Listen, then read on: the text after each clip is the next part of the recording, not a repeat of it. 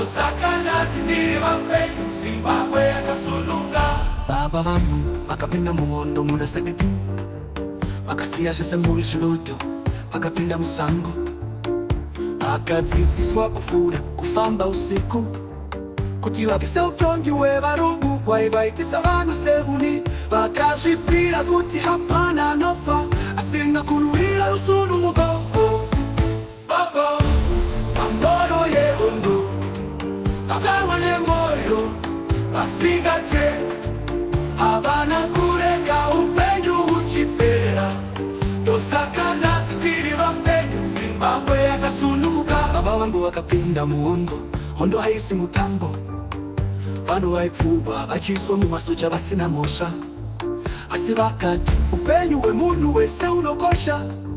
Ndipo pavakapinda mumusha paHighfield pakaputika mabomba vachiona vana vachimhanya amai vachichema vakadzokera kununuru mumucheche akanga asara vakaparura gonhi adzimamwe aita moto vakakanda hondo dzegrenade kunze vachifuratira nerufu pamberi pavo vakatwa kuchema kwemwana kakamira pamadziro akatsva vakamhanya vakamubata vachitona nepawindo vakasvika pakusununguka vakabata upenyu mumaoko vavo.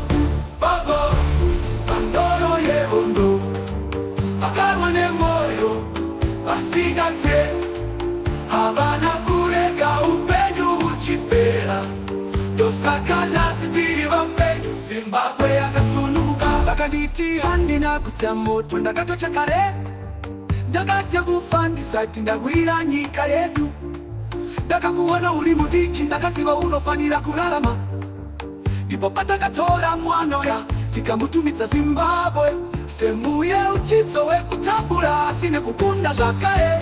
Baba pandoro yehondo vakarwa nemwoyo vasingatye havana kurega upenyu huchipera ndosaka nhasi tiri vapenyu Zimbabwe yakasununguka. Ndosaka nhasi tiri vapenyu mbondoro dzedu dzakazvikudza.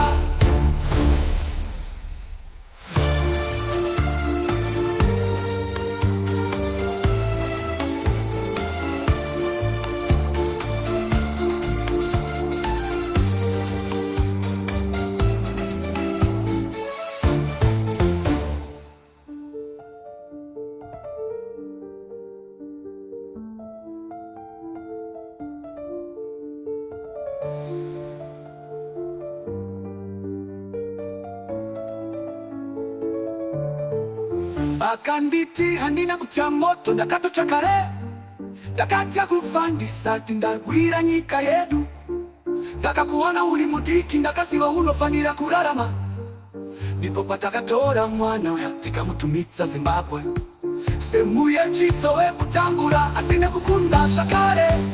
Baba pandoro yehondo vakarwa nemwoyo vasingatye havana kurega upenyu huchipera ndosaka nhasi tiri vapenyu Zimbabwe yakasununguka. Ndosaka nhasi tiri vapenyu